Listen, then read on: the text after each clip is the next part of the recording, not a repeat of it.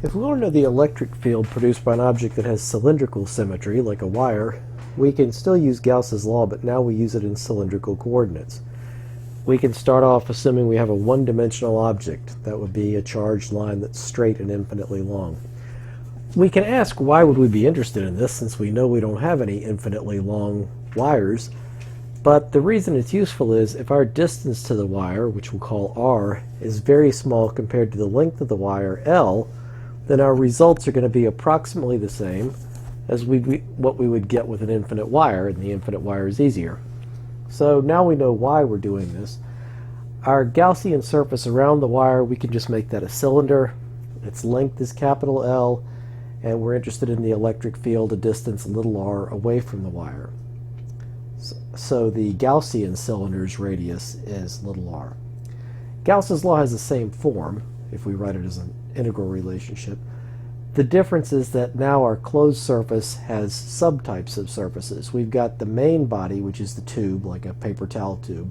But since this surface has to be closed, we also have the end caps, the two circular discs. So let's assume the wire carries a positive charge. The reason we can't talk about the total charge is if it's infinitely long, it'll hold an infinite amount of charge. So instead, we define the linear charge density lambda in coulombs per meter. This is the same as the idea that if you did waves on strings in Physics 1, which we generally don't do, but if you did that, you'd be interested in linear mass density. So in other words, dental floss would have a very low linear mass density, which we'd measure in kilograms per meter, while the ropes you might use to tug a cruise ship closer to the dock would have much higher linear mass density. So anyway, we'll be using linear charge density, so we'll be talking about so many coulombs or nanocoulombs per meter. We assume a positively charged wire, and we start by looking at the curved part of the cylinder, the tube. Notice that the normal vector for this is the direction of the unit vector r hat. What about the electric field? Well, it may not be surprising to learn that it's in the same direction because we have positive charge. If we had negative charge, the field lines would point towards the cylinder's axis instead of away from it. So E and dA are again parallel, just like in all the other examples we saw, so the dot product will be easy.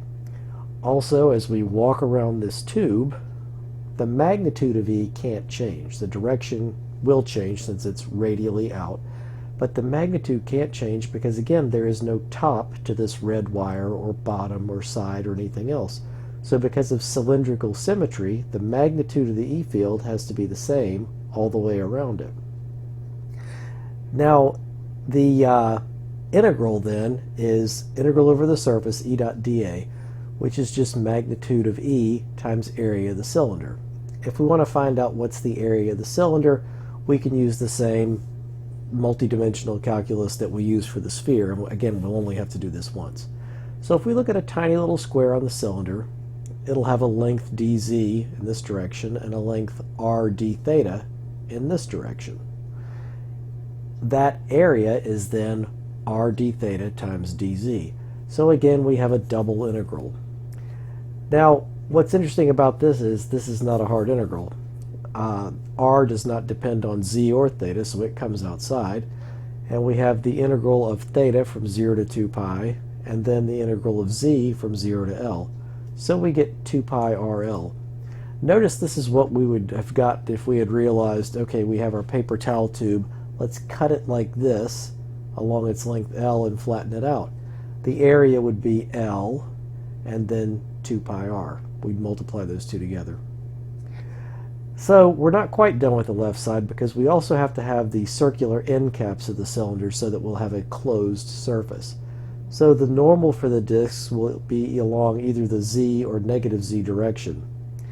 Now, if our wire is infinite, the electric field can't have any component in the z direction. It has to be entirely in the r direction. That means this time, instead of E being parallel to dA, we're going to have something slightly easier. E is perpendicular to dA. So this cylinder, its area vector points out to the right, and the E field for the wire inside points out radially. So we have a 90-degree angle between them. So we have to consider the end caps, but they don't actually contribute anything. That's the advantage of an infinitely long wire. because as long as we stay away from the ends of the wire, a regular wire will look like an infinite one. So on the left side of Gauss's law, we just get E times 2 pi RL. What do we get on the right? Again, it's the enclosed charge divided by the permittivity of free space. So the charge on a length L of the wire is lambda times L, because that's the definition of lambda. So we can rewrite this one more time. E is lambda over 2 pi epsilon naught r. Notice that the L here had to cancel the L here. Why? Because L is the length of an imaginary cylinder, not anything physical, so the physics can't depend on the length of cylinder you imagine when you do this problem. Now, our hardest example of this problem would be, okay, instead of a wire, let's say we have, or instead of a one-dimensional wire, let's say we have a real wire, so it does have some thickness. The wire is now really a cylinder instead of just a line. And we'll give it a variable charge density. Now, again, we're going to want it to be infinitely long because we don't want this to be too hard. We can write the volume charge density as rho equals rho little r. It's only a function of position along the wire. Are you at the center? Are you at the surface? Or somewhere in between? We can't have any z dependence because it's infinitely long, and we can't have theta dependence or we'll lose the cylindrical symmetry that lets us use Gauss's law to solve this in the first place. So rho can only depend on position inside the wire. So we use capital R for the physical radius of the real cylinder, and then little r for the Gaussian cylinder's radius. Capital L is the length of the Gaussian cylinder. We don't need to do anything for the length of the physical cylinder since, again, it's infinitely long. So for rho, we come up with, again, a constant times a polynomial like we did for the sphere. This time, let's use rho equals AR squared. By the way, we know what the units of A have to be because the units of rho have to be coulombs per cubic meter, and we're about to multiply by meters squared. So A must have units coulombs over meters to the fifth. So we start off the same way as before. We've got integral of E dot dA over the surface equals charge enclosed divided by epsilon naught. So on the left, we still have to have a closed surface. We're going to get the same results that we got last time. So the tube part of the surface, the round part, the area vector points out in the radial direction. If A is a positive constant, the E field also points out in the direction of r hat. The angle between them is 0, and just like before, E can't change in magnitude as we go around the surface of the tube. Because the surface has to be closed, we still have to consider the cylindrical end pieces, but again, if our charge distribution is infinitely long, the E field can't have a z component, so the area vector is perpendicular to the E vector on the disks, and we don't really have to worry about it. So we get the same answer we got before on the left. Magnitude of the E field at a distance little r times 2 pi RL.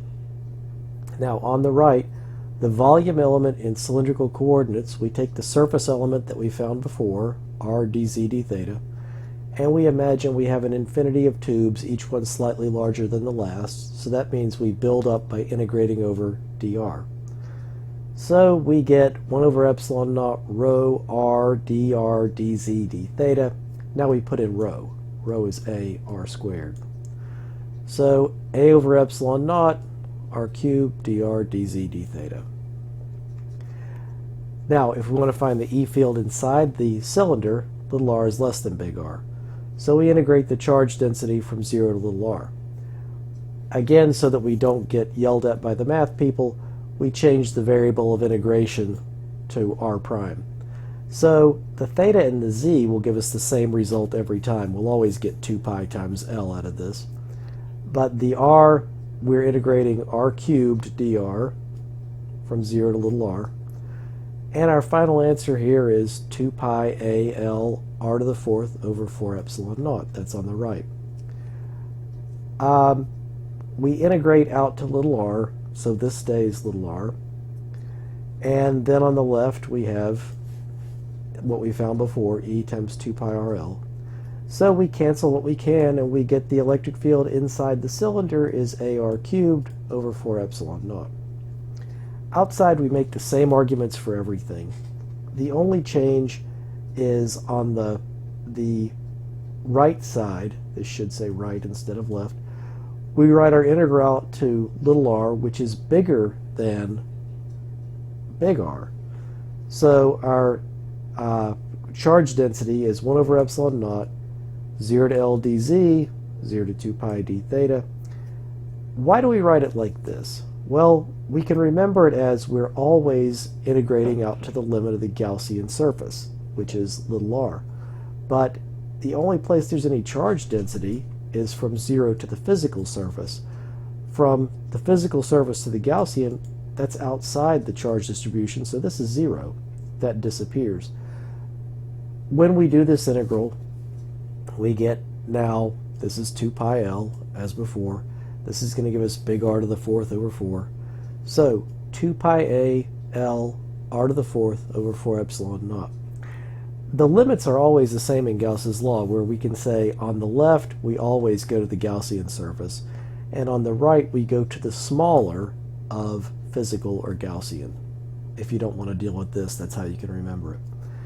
So we have our same result on the left, we have this on the right. We solve this and we get E is AR to the 4th over 4 epsilon naught little r. Notice that again the two expressions match at little r equals big R.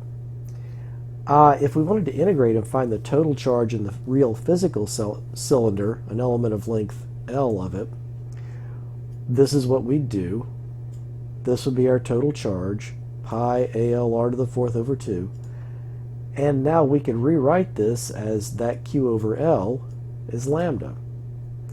This tells us the E field outside the cylinder looks exactly the same as the E field from a long straight wire. We saw this same thing with the sphere. Uniformly charged cylinder, we'd do the same thing, only it would be easier because rho would be constant. Last thing we'll look at is the E field near a charged plane. So we use the trick of making the plane infinite, because what we really mean is we're not going to get near the edge. If we have an infinite charge sheet, again that's an infinite amount of charge, so we have to use something that divides out those two infinities, and that's the surface charge density, sigma. So the electric field from this positively charged plane has to be perpendicular to it, because if the plane is infinite, we can't have a component that goes along the plane at all. We can use a cylinder with its axis perpendicular to the plane as our Gaussian surface, and we go through the same reasoning as before. The tube part of the cylinder, the round part, has a normal vector that's always perpendicular to E, because E is up and down, and the R vector would be in this plane at all times. So we get no contribution there. E dot dA is 0. The end pieces are the only things that contribute this time because they are in the direction of the E field, their area vector. E has to be constant across each circular end piece because I can't imagine how it could vary here if this is an infinite plane, right? It has to be constant. So this integral is pretty simple. On the right we get 1 over epsilon naught sigma integral sigma dA. On the left we have E times A plus E times A, or 2EA, and then on the right we have 1 over epsilon naught sigma A. So we write this for Gauss's law, and of course again the A has to cancel out because it's the area of this imaginary cylinder. We get a very simple answer here, and the E field doesn't depend on distance. This sounds crazy, but if you think about it, we talked about this before, as you raise yourself up above the plane, the distance to the charges under you drops off, or the E field from the charges under you drops off as 1 over r squared, but the amount of charges you can see increases as r squared, so they cancel each other out. What if we had two planes with opposite charges facing each other like we do in a parallel plate capacitor? We get a slightly different result. These plates would be conductors in a capacitor, and if we put them near each other, we can expect the charges to go to the inner faces of each plate. Notice that between the plates, both electric fields point to the right, and we just add them. So sigma over 2 epsilon naught plus sigma over 2 epsilon naught is just sigma over epsilon naught.